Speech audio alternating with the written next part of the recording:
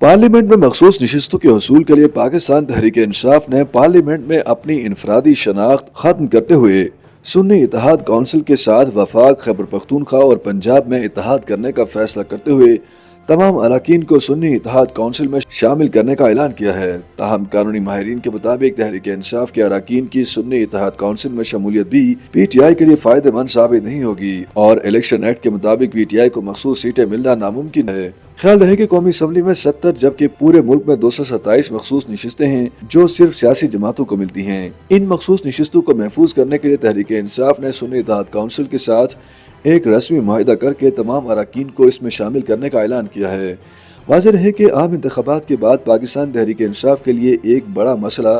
خواتین اور اقلیتوں کے لیے مختص نشستوں کا حصول ہے۔ الیکشن رولز 2017 کے تحت آزاد حیثیت میں منتخب امیدوار الیکشن کمیشن کی طرف سے انتخابات میں کامیابی کے حتمی نوٹیفیکیشن کے اجراء کے 3 دن کے اندر کسی جماعت میں شمولیت اختیار کر سکتے ہیں۔ اگر پی ٹی آئی کے حمایت یافتہ امیدوار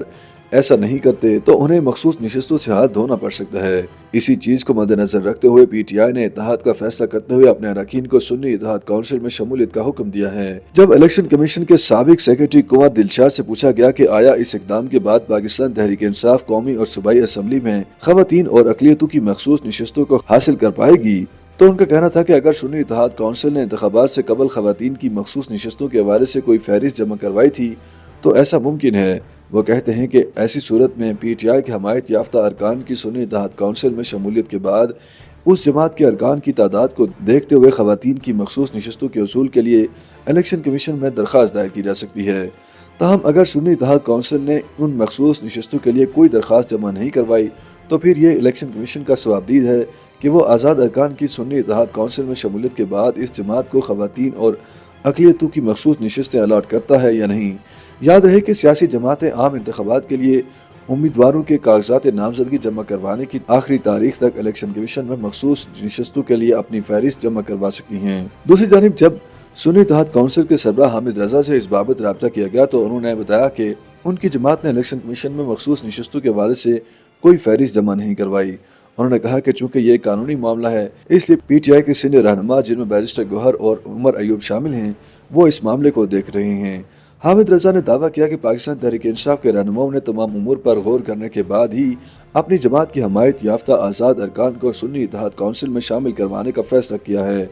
دوسری جانب ماہرین کے مطابق قانونی پیچیدگیوں کی وجہ سے سنی اتحاد کونسل میں شمولیت کے باوجود تحریک انصاف کو مخصوص نشستیں ملنا ممکن دکھائی نہیں دیتا، کیونکہ الیکشن ایکٹ کے مطابق مختص وقت میں سنی اتحاد کونسل کی جانب سے مخصوص نشستوں کی فہرست جمع نہ کروانے کی وجہ سے تحریک انصاف مخصوص نشستیں حاصل نہیں کر سکے گی۔ سابق سیکرٹری الیکشن کمیشن کنور دلشاد نے اس حوالے سے بتایا کہ اس معاملے پر قانونی حکم موجود ہے اور اس حکم کی وجہ سے معاملہ الیکشن کمیشن کی ثوابدید یا پھر سپریم کورٹ میں بھی جا سکتا ہے۔ انہوں نے کہا کہ الیکشن ایکٹ کا سیکشن 104 سب سیکشن 4 کا سہارا لے کر تحریک انصاف فہرست جمع کروا سکتی ہے،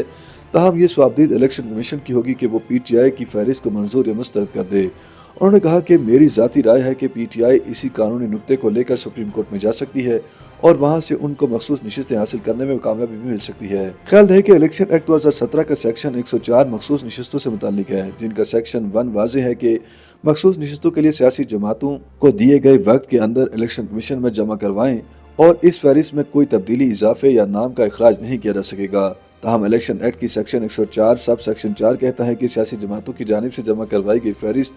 ختم ہو جائے، ایسی صورت میں سیاسی جماعت خالی رہ جانے والی نشست کو پر کرنے کے لیے نام دے سکتی ہے۔ اس صورت میں سیکشن 1، 2 اور 3